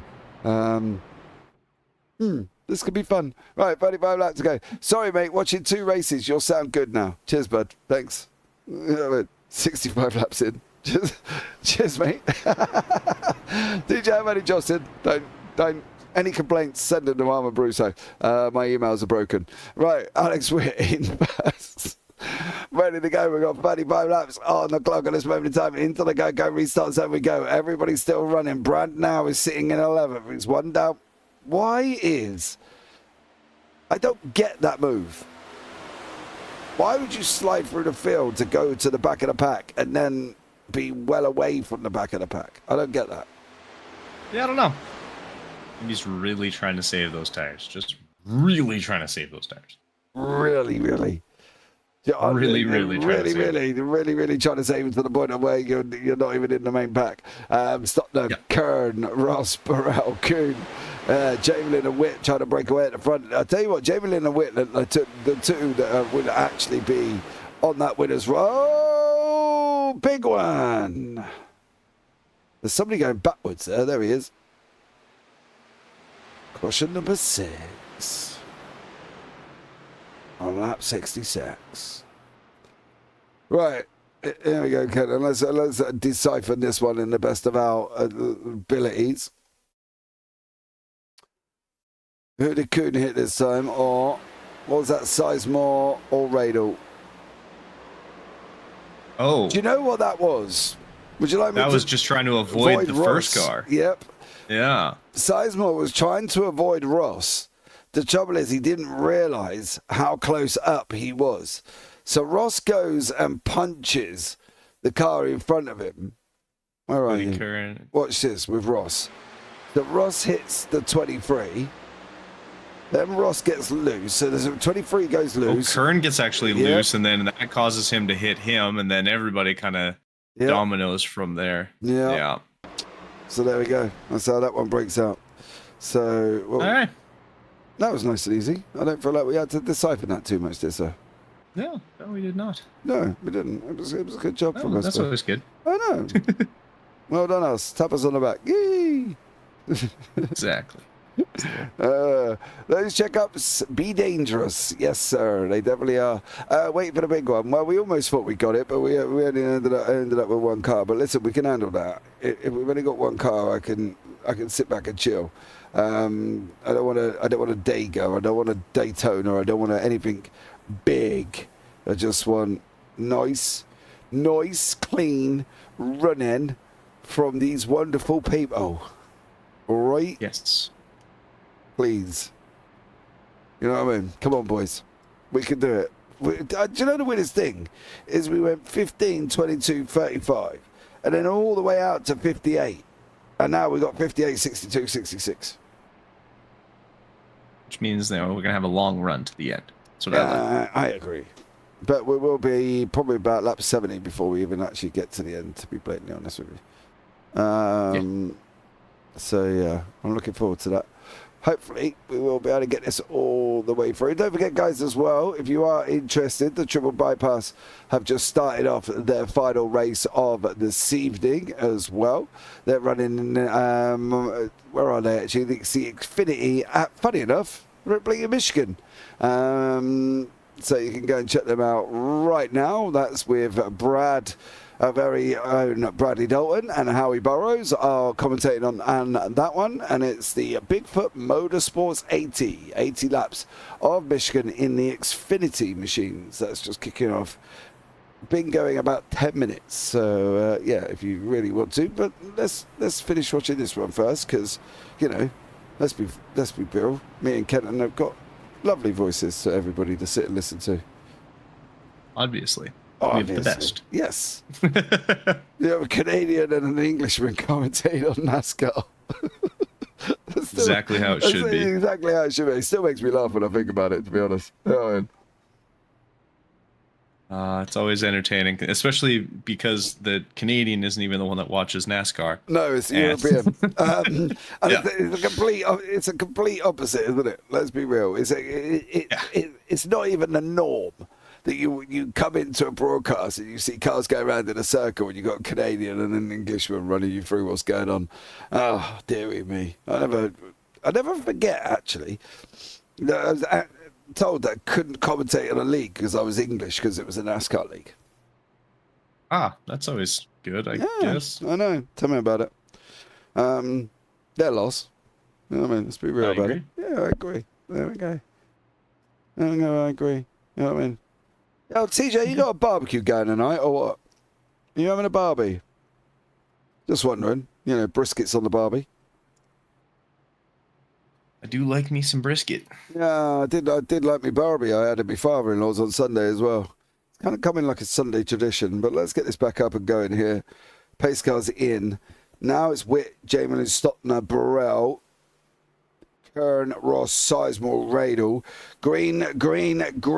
Now we're off now. 31 laps of Michigan for the Go Blue 100. Let's see if we can completely get to the end. Witt's made a jump as well. It's this middle fracture, isn't it? You know, if you broke it into parts of your body, you've got your feet at the front, your toes at the front, then your feet, then your ankle, then your whole leg is just all the way up here. You know what I mean? And then your thigh bones at the back up here with Brandon McLaughlin. That's kind of how I feel it's like. Yeah, it's been very interesting. And I feel There's a lot of the legs. Brad! Oh! Yeah, That's Brad. that's not how you do it. That was Jesus Christ, he come up like an absolute... Oh, he had to come up. There is a nasty slope there. Did he get bumped? I can't see if he got... Go back. Yeah, he gets a little tap from Jackowitz that sends him down, and he tries to correct it before he ends up in pit lane too fast or going through the grass and ends up just coming straight back up. Yeah, I wonder how he ended up. Do you know the best thing is? He's going to take a bump very, very shortly, right? As Jackowitz there. There's the bump. He's all out of shape. He's turning right already. He's coming up to now a bump. He's now trying to turn the car left. Up onto the bump, which then shoots the right hand round. He's still turning left. Bang. Mm-hmm. Nowhere to go, unfortunately, for him. He was trying to. Yeah, he was. So he was turning left. It's not like he was, I'm just going to slam it up into the... Yeah. Good luck, everyone else. Yeah. But no. I'm a-coming, honey. Straight into the wall. Unfortunately for Brad there as well. I went to go and grab somebody and I realised I was completely in the wrong Discord. I tell you what, I want to have a quick chat with the man that's been running near the front for most of the evening, of course, is Mr. Calvin Ross in that Camry. Calvin, welcome in, buddy. How are you? I've been doing good. How are you? I've missed you. I missed you too. The sultry tones of your voice spoils my ears with the words that comes out in love. Oh, you treat me so well. I know. It's a shame that we don't get to talk more. But tell me about it. But hey, it's been fun, dude. Listen, how you getting? You're getting on quite well here. Like Michigan? Yeah, this has been a good race so far. I've gotten fortunate with the car placement and being able to save a little bit of tire. It's not looking too great for the wear in the last half of the race, but hopefully I can time my last pit stop right and not get eaten alive by everybody else that just pitted. But I don't have a great feeling about it because I think almost everybody pitted besides a few of us. Yeah, have you got tires left? I have one set left, so I'm trying to save it and either next caution or until I'm out of gas. So here's hoping. And how long you getting out of the tyres, do you reckon? Because Brusso's he said, like, I'm getting 15 laps of good running, and then I'm kind of terminating them. What about how you doing? The first stint, I did 40 laps on them, and they felt really good. And the second, I did 15, and it felt like they were dead. So I really don't have a good answer for you, unfortunately. No, that's fair enough, mate. If there's no rhyme or reason for it, you know what I mean? That's part of racing, isn't it? Let's be real. We know as the temperature goes up or if the temperature drops, it can play havoc on your tyre wear. So at the end of the day, it is what it is. What are we hoping for from you today, Calvin? Where do we see yourself? You're looking strong, though, mind you. I would love a top 5. I mean, the goal in staying out is to try to do opposite of everybody else to try to win. I don't think that'll happen, but I mean, in order to win, you got to try, right? Yeah, exactly. But to win, you got to be out on the racetrack, buddy. Yeah, that's true. Thanks for the encouragement. I appreciate it. It's true, isn't it? You know, you got to turn up. You got to actually stay out of trouble. Most of the trouble is coming behind you at this moment in time, so you're doing quite well. Well, hopefully that's not a commentator's curse, and we can finish out the race at least in top 5. If that actually happens, ignore me. I never said it. Fair enough. All right, man. You take care. Have a good one. All right, thanks. Bye. All right, I think Armin's I think he's got his tyre calculations all wrong here. He told me everybody was on 1, and everybody I spoke to have got tyre sets left. Yeah, I don't think as many people swap tires in the early going. Maybe it was just him, and he's put everybody in the same boat. But I think so. Yeah, maybe? I think so too. Don't listen to me. Dang it, Brad! Well, it wasn't his fault, mate. He did cop a big bunt in the side there from Noel Jackowitz, so he couldn't really help that one. Coons in the pits, he's been in for ages, but ladies and gentlemen, boys and girls, the last 27 laps, we're going to go green all the way through. I can feel it in my water, or it could be just be the fact I need to go to the toilet, but it's going to be now green. Calvin Ross getting to jump away. Radal's battled his way back up into second here. Good job, Anthony Radal, as he's been tyre saving here. We thought he had a problem with the car, Kenton, but clearly Radal's doing fine. Yeah, he seems to be doing fairly okay. You know, it's got himself. He's kind of somewhere near the front now. You know, so it's definitely working out so far. I agree.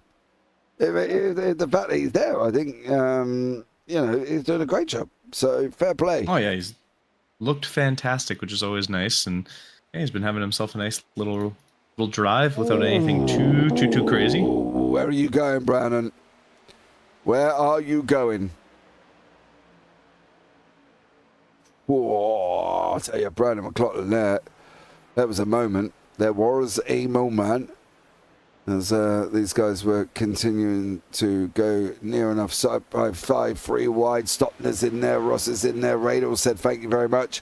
I'm going to go to run him to the front now. I've been at the back long enough. I'm bored at the back. It's time to come up and play with the big boys in the Your Mum's House podcast. Car here for Anthony Radal. He's side by side with Nick Stopner now as well. He's going to come down. Hey. Ross went all the way down though. Did you see that? A big old swerve from Calvin Ross there with 25 to go. Yeah, a little scary out of him, but it doesn't look like whatever happened was a good thing, as now he's dropped all the way to 7th, so not ideal for Calvin Ross there, but we'll see if he's able to kind of clamber his way back up to the front and kind of get himself back involved. Yeah, I think you might be right here for Calvin Ross. He's just got to basically just get his head down now and nestle in, isn't he? Saying that, as I said that, he's down in 9th at this moment in time. But everything's in front of him. Or behind him, I should say. And was that behind him as well? Yes. It's Brusso.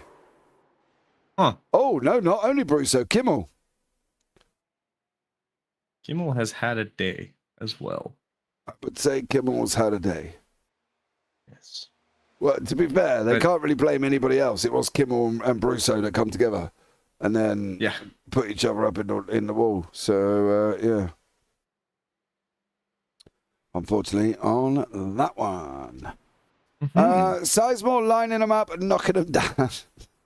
Well, he's sitting in 5th. I tell you what, Wizard, if he wins, right, I want to see some mad celebration from you. Because you're in there every single week cheering him on. And so, there are some weeks where, so let's be real about it, when it doesn't go the way that Rob Sizemore ever wants it to. So the day that he wins, you've got to post a video on social media of you cheering like a madman. Or mad lady, because I've just assumed your gender and I do apologise about that. But, you know, hey-oh. It is what it is. So that's what I want to see out of you, Wizard, all right? If Sizemore ever wins in a BSC race, I want to video posted on social media. Doesn't matter if it's X, Instagram, TikTok, whatever. Just tag JPB, and I want to see it. I think that's fair, Kenton, don't you? I'm here for it. I'm expecting to see this now. It's going down with the W. It's going down Yeah, with the okay. double. Down? Would you go down? No, you want to go up with the W, do you? Yeah, I don't know. Okay. Well, either Just way. nod and smile. Well, to be honest, it wouldn't make no difference. You can't see me anyway. There you Let's go. be real about it. So, yeah. Yeah, I agree, Wizard. But unless, of course, yeah, that's what I want to see. So, do you know the thing is, I fear of being too politically incorrect, and I'm supposed to turn around and say something along the lines of, unless you're under the age of 16, don't do it, or I don't know. Listen, dude, just go and celebrate and show me. I'm inviting all my friends over, and we're throwing a block party with his first win. Okay, you'll see 2 cheerleaders that day, James. I'd love to see a Sizemore win. As long as you're not wearing a Yankees cheerleading outfit or something like that. That's just a definite no-go. That really would be quite disturbing, TJ. I've got to be blatantly honest with you, sir. Stockner's won the race on pit lane at this moment in time. And he's out in front with Kern, Burrell. It's amazing what conversations we have in YouTube chat, isn't it? Oh, there's something. Definitely something. Stop it. We're a serious broadcaster, everybody. We're supposed to be really serious about what we do. And we are serious, but, you know, when we're during a caution period, let's be real about it. They are just driving around the back. In Brusso's thing, he's driving around the back with half of his car missing. As we go onto the rear end of one Bradley Young, you see Brusso's inner workings there. Almost see what he had for breakfast.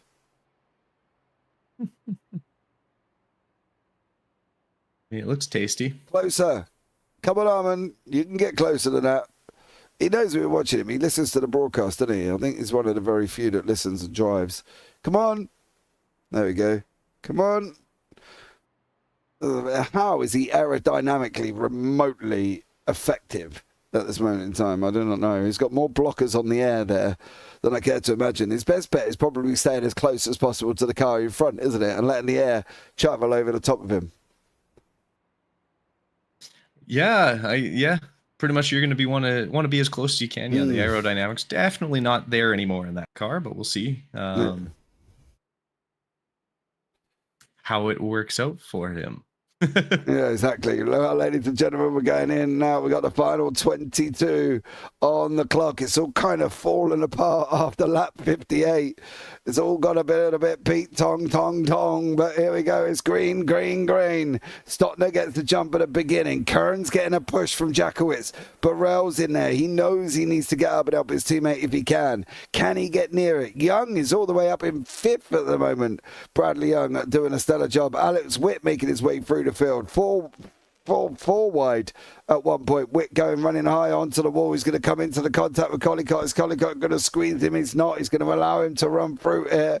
Devin Collicott, Alex Witt, Jamelin in behind that. Then we got Gregory Sherman on the right-hand side who pulled a weird stunt at the end of the last restart and drifted all the way to the back. And now he's sitting in the mid-pack in 9th in a car that looks very, very stable and quick. Brusso's losing time all over the place. You can see him in the background. He's got no front end. Stockner's leading the way though here, Kenton, and we've got 20 to go. Yeah, he's definitely got himself a nice little lead. Cody Kern kind of trying to make his way up there. Order kind of getting itself jockeyed around with that last round of pit stops. Curious what Radal's able to do, as I believe he was one of the few that's he did have Tires still left, so I assume he swapped into those new ones to try and get as much as he could. As Ross and Radel both made a position up, dropping, although Sherman and they both lost that same position, so bouncing back and forth, but we do have Stockner, Kern, and Jackowitz as they make their way through. Only 19 to go. Jackowitz, who he's been involved in a few incidents and somehow still fought his way back up. Now he's sitting nice and pretty in third currently, and with a good opportunity to try and reel in Stockner and Kern as Kern tries to make a move on Stockner. How did Sizemore end up there? That was. I agree with you, TJ. Wow, what a restart shuffle. I agree. I'm sure. Anyway, never mind. Not quite sure how this all worked out and the shuffling around, but they are shuffle and shuffle. They're battling and going to give each other elbows here as well. Oh, Jackowitz back away of him, pushing Kern past Stockner there. Bradley's trying to stay on that lower line. He's running that tighter line. He's got to be careful on how many tires he's having left here as well. He needs to get in that gap. There you go, son. Go on, up, Brad. Up. In the wall. Now just run the line of everybody else at this moment in time. That's what I would be doing with 18 to go, Kenton. 100%. Just kind of stick yourself in a line, try and steal as much of a draft as you can, and just follow everyone. Try and stay as close as you can to people and make a move if you got the opportunity, but don't try and do anything too crazy. Stockner went to go make a big block there, but I don't think it's actually going to work out, as it looks like Jackwood's going to have the inside, but we'll see how well he comes off the corner. He's going to be out of lane, so that could negatively affect him as he sort of slots back in here, and he's going to look to make a move on this next corner. Yeah, I was more interested in the fact that Cody Kern went up and just chucked the block up and stopped this boat race. As he come up, he went up and to go on the high side, coming out of free, and Kern just let it run up to the wall. Stockner checked up. There was nowhere for him to go. To free wide further back. Jamelin's in there. Collicott's in there. Brad's in there as well. Alex Witt's in that mix in the middle. The leg part of the foot is the leg there is causing a little bit of the problems as the toes start trying to run away here. And another wall tap. Was that Keith this time in that 83 machine? It was Keith in the 4 machine, thumping the wall. Young sits in now between Andrew Jamelin. Probably not a bad shout. Following through, he's looking quick. And then you've got Burrell, Jackowitz, and also Stockner at the front end here. We're getting a little spicy. These guys are trying to take whatever opportunities they can to try and make a move, with the lap slowly ticking down as we come to 15 left here. I'm curious. I don't know if I brought enough food to add to all this spice, but it's definitely getting a little jarry, a little spicy out there. I agree. I think it is, and it's I'm interested to see. The problem is the front is so filled up with the elbow drivers. And that's, do you know what I mean? The people who don't give an inch, they don't give you a mile, and they will push you if they need to. They will just give you a little bump and run at the times when it needed to. So, I'm a little bit worried that this front 5, a collective 6 here, they're not the most sensitive to your feelings. If you're going out on the wall, you're going to get a car in your face that's going to instantly stop you. It's gonna, whether they want it to or not, and then it's going to come down to sort of who stays out of that trouble is going to definitely get that advantage. So if you're smart, you're going to kind of maybe back off every once in a while and not try and force a move. Yeah, no, I do fully agree. I think they need to be a little bit smart about it, especially that middle group with Burrell, Jackowitz, Stockner, Collicott, Jamelin, even down as far as you probably Calvin Ross in the mix as well. Keeps in there, Young's in there. So all getting a little bit scrappy at this moment in time. Not quite sure what the sound is. Very much up and down here this evening. So we'll be adjusting the levels as we're going along here. Keeps going up and down, but look at this mix. I think this is the problem as well. You can see just this middle flurry of people, and all I can think of is just orange. speaking of carnage, that was almost not what you want. Oh dear.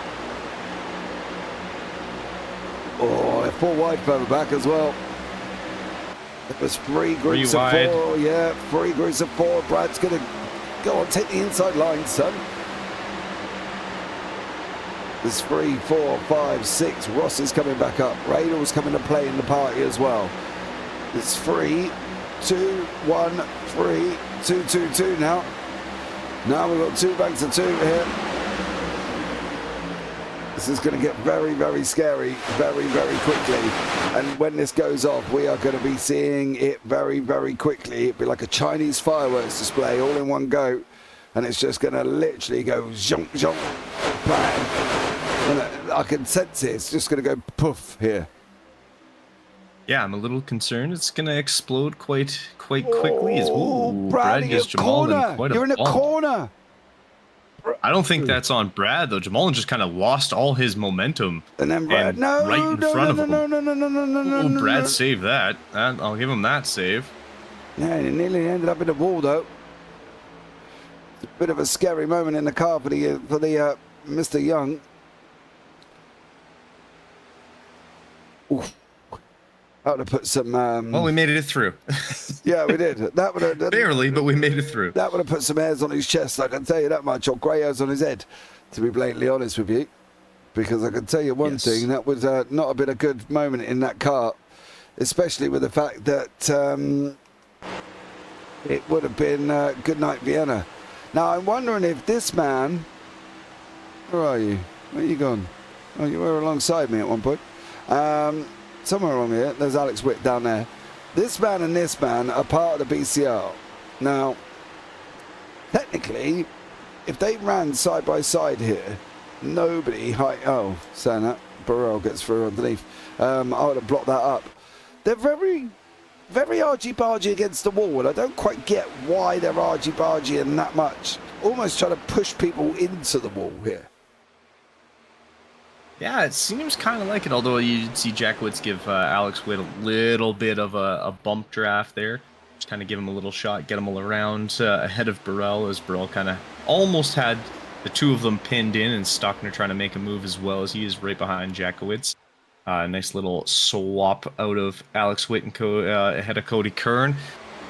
A little bit of a block, little slow up of Cody Kern there, and allow Jackowitz slot in right behind as well. So nice little switcheroo out of the Breakfast Club Racing teammates there. Yeah, well, it's kind of expected, isn't it? Let's be real about it. If they start working together here, I think at the end of the day, I think this could be the race where the OWR streak is broken. And it looks like Mr. Witt and Jackowitz are kind of trying to work on that and get that wrapped up and try and break that away. We have got Burrell, we've got Stockner though in there. Yay. Wish they would leave this middle part alone. This group is getting very, very hairy. Yeah, that was Cody Kern's kind of getting himself involved, as him and Stockner are having some door smacks. The elbows were definitely out for this race so far. Yeah, but it's the last race of the season, isn't it? Everybody wants to go and win it. Do you know what I mean? Everybody wants to go and win it. They're literally like leaning on each other. They cannot get any closer, even if they wanted to. Oh, that was us in the wall there. We're still in the wall. Oh, no, we're not. We're round. Oh, no. That is literally the view from the car. How did this pan out here? Who came who? Can we get out of his car? Thank you very much. Nope. All right, so Stockner. He's up. He's up. Cody Kern is going up. They're going up beside each other.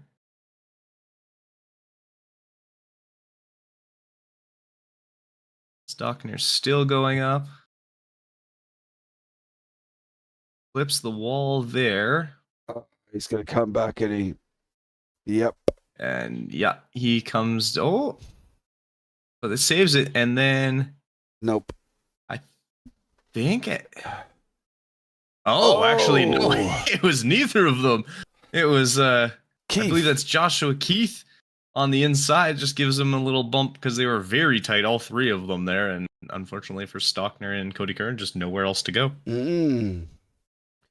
On lap 95.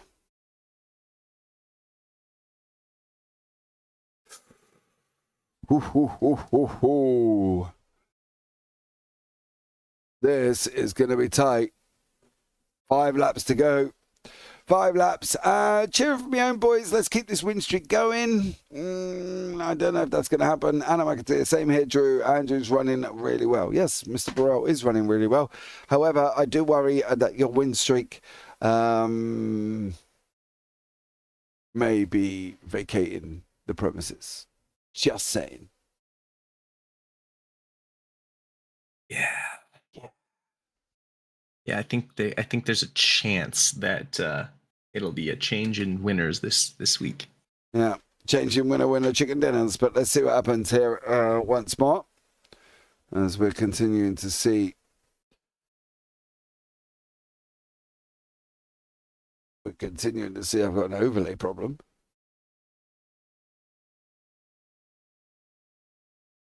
That's weird. Oh. Hold on. I'm going to try something out, guys. Apologies for this. That's a moment.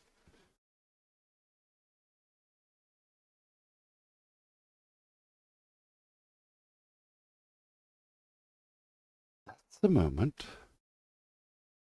Never had that before, where all of a sudden the tower's just gone poof.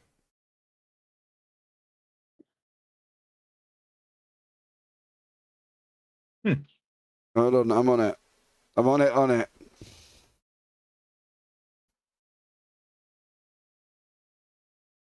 Okay, no, I'm not on it.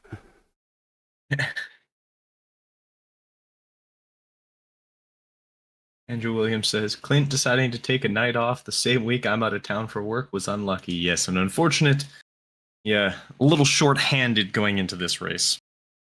Here's what it is. I can tell you one thing, it is what it is as well, is my tower is not working.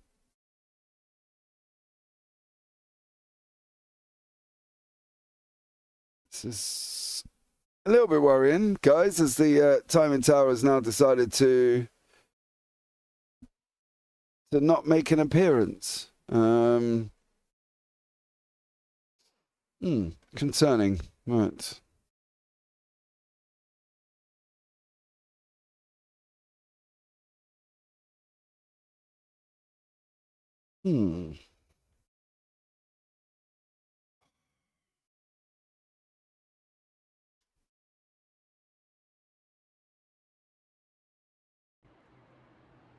There we go.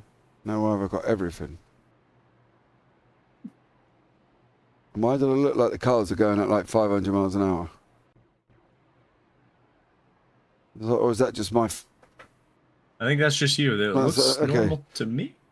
All right, we're going to have a GWC, I can tell you that much, because we are going to be green very shortly as they're coming around the final corner. 3 to go now, and it's not the 0 cautions. We are literally 9 cautions in at this current time.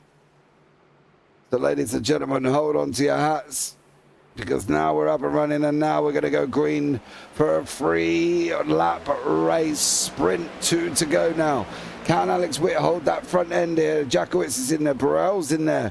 Jamelin, Collicock, Keith Young still in there as well. Bradley Young nestled in that mid-pack at the moment. He could do a little bit of push with McLaughlin. Radle's still there. Jamelin's just got down the order. Burrell's running alongside him at the moment. No, Jackowitz and BCR up front with Witt there. Jamelin and Burrell swapping places. 3 to go. Well, 2 to go. We reckon. And unfortunately for Burrell and Jamelin, because they're driving so side by side, it's actually going to hinder their ability to make ground on Witt and Jackowitz. And now we are white, so there will be no more cautions. Have you tried unplugging it and plugging it back in? Not very helpful, TJ. Here we go. Final lap of the race. It's going to be Alex Witt, Noel Jackowitz, Andrew Burrell. Unless Burrell plays something amazing and does something amazing, what is he going to be able to do in that 1-2-1? Is he going to be able to go through? There's a big old one at the back, I think, somewhere along the lines.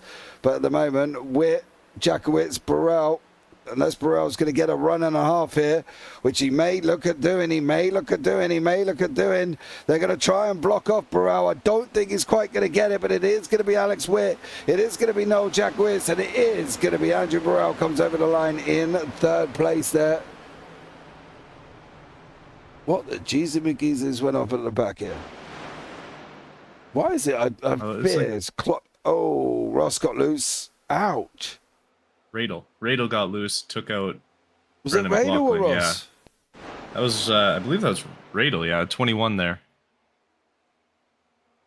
Oh. And then where did Brusso end up getting caught up in this? I think it's after this lap, near the end there.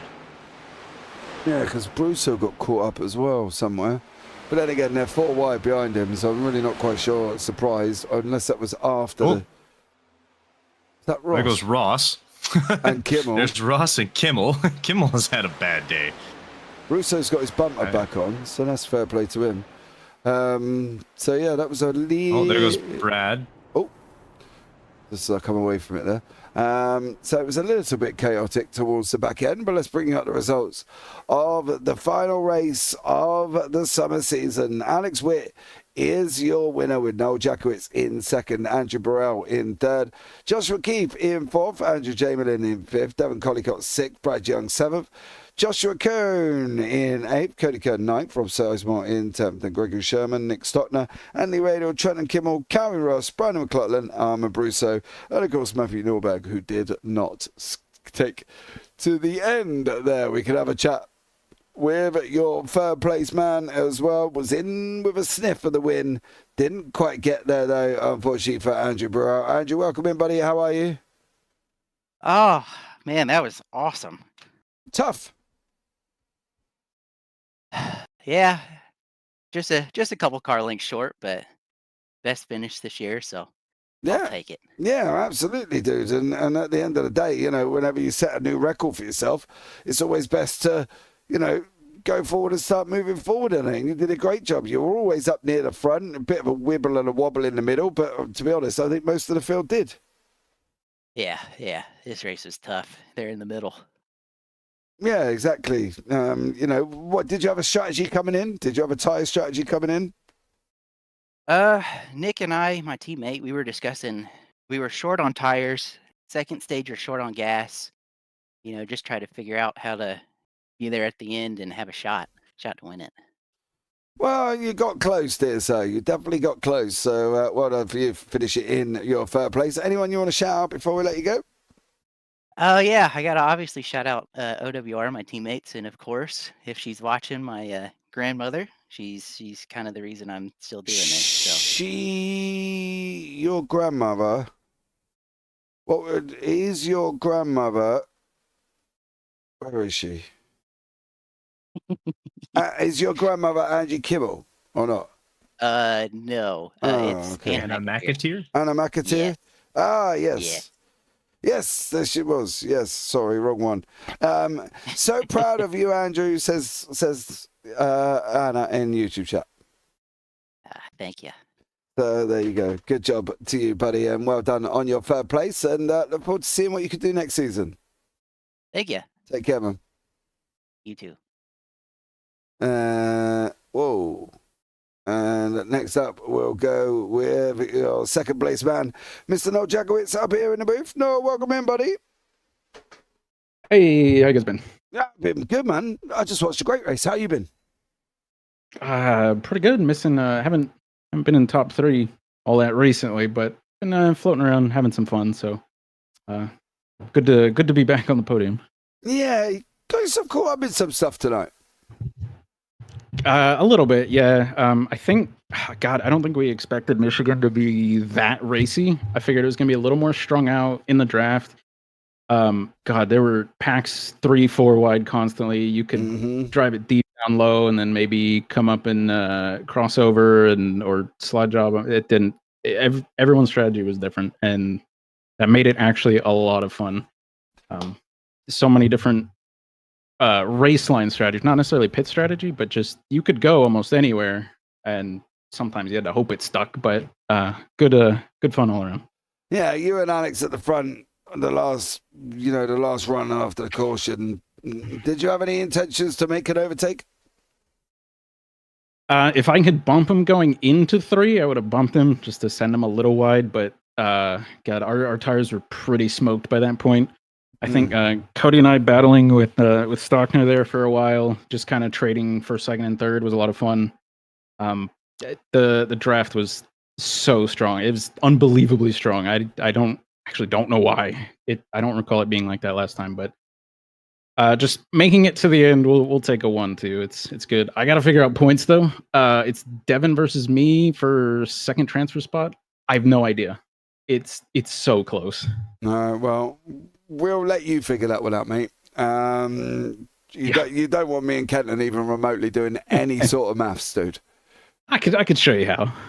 You show Kenton. I'm too busy. I've got cameras. Okay. I've got cameras to do. Show Kenton. Kenton, you're a scorer next season. All right. Yeah, I'm counting on it. Perfect. Yeah, there you go. Right. No, it's been a pleasure talking to you there, buddy. Anyone you want to shout out before we let you go? Yeah, hey, Breakfast Club 1-2, that was pretty neat. You guys sticking around. This is the conclusion of our summer season, so that was pretty fun. We'll start and wrap back up next week. We'll get you guys a schedule, and yeah, thanks for hanging out with us and sticking around. No worries, man. It's been our pleasure as well. But you take care, buddy. I look forward to seeing you, next week then. Yes, sir. See you guys next week. See you later. I honestly thought it was a 2-week break. Okay. I thought it. I don't even know. I don't even know. Anyway, we're going to go on to your winner. He wrapped up the stage break. He wrapped up pole position, and then he goes and wraps up the win as well. And that can only be one man in this series, and we all know who it is. One, Mr. Alex Witt there as well. Alex, welcome in, buddy. Triple crown for you this evening. Yeah, it couldn't have gone any better. I'm really happy with that. I was a little nervous at the end. It definitely got really racy, so had to have some luck go my way, but definitely felt good with the car tonight. Yeah, definitely. Do you know the good thing about that, mate, is everything was behind you. Yeah, I was so relieved, especially coming to the end there, coming to the white. I mean, because I was not expecting to get to the white. I thought we were about to have 3 green white checkers, so super thankful for that. Oh, dude, it went off after the white, though, mind you. You only just got over the white, so you were close. But, yeah, you got over the white, and then it went off right behind you as well. But how was it out there? Looked like you were having fun out there tonight. Yeah, I mean, it was really racy. So, I mean, you could get really close. I mean, go 2-3 wide without dying. So, I mean, that's what you're looking for. I was definitely a little nervous after coming out there towards the end, picking to take tires because they weren't helping that much deep in the pack. So, definitely still had to race for it. Yeah, it definitely was, and it was very close, and some people were in the wall there as well. What's the ambition, Alex? We're going to see you back in a week's time, doing your thing, trying to get up into that playoffs.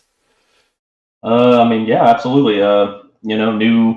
New season technically, so chance to be a little bit more consistent this time around. Probably, hopefully, having more speed, especially on the long runs. So, but can only hope for more racing like we had tonight because we were able to do quite a bit.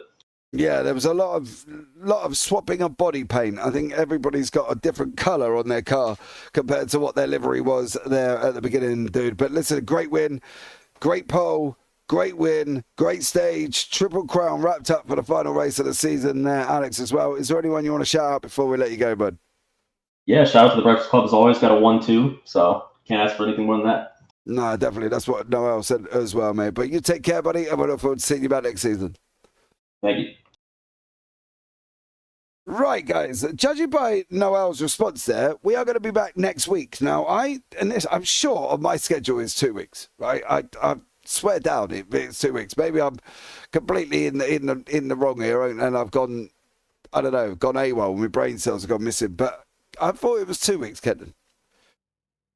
I thought so too, but I know nothing, so. I just show Why up doesn't that and just do what sound? I'm told. Yeah, it sounds very familiar. It's almost what I get told by my wife. Yeah. As well. You know what I mean? You know nothing. Just sit in the corner. Okay, babe. So there you go. Right, guys, that's going to wrap it up for the final race of this season. And by all accounts, we're back next week. I can't tell you where. I haven't got any details. But the schedule that I seem to have has gone out the window. So we'll wait for an update on when is that one going to happen. Terry Spain, our senior, sir, am I going to see you, if you're still here, am I going to see you in a week's time? That's got to be the $1 million question, Kenton, as well. Yeah, I'm excited for that. I think it'll be a lot of fun, and stoked to see if he ends up joining us. And how's your review of the season? How would you have a Kenton Sportak review? F1 2023. That's how it went. It was Max Verstappen and in Red Bull running away. Yeah, I'm hoping the next season rotation in the winner circle, but we'll hopefully see how that goes. Fantastic racing by OWR. They came, they did what they had to do to get their wins in, and didn't really give anyone else an opportunity to take the wins from them. So great job by them. But yeah, hopefully we have a little more rotation through that winner's circle for the next season. Fully agree. It was an OWR domination, to be honest. I think they wrapped up, I think it was like 15 wins in a row. So only just missed out from, obviously, the final race of the season here as well. Thank you so much to everybody that's joined us for the season. It's been a pleasure being alongside you all, and hopefully it's been a pleasure for your ears to have us in them. Well, not in them, but talking to them as you've been sat at home watching these broadcasts. But for now, guys, this is going to be it from myself. I've been James Parfitt. I've been alongside Kenton Sportak. And as always, for the final race of this season, maybe if I get an invite, I'm going to get hold of Brusso. Don't you worry about it. I'll sort it out for you. Bit of privileges, mates, and all that. For the final race of the season now, I'm going to go ahead and head to bed. You all take care. Have a great week. And you never know, we might see you on the track sometime. Good night.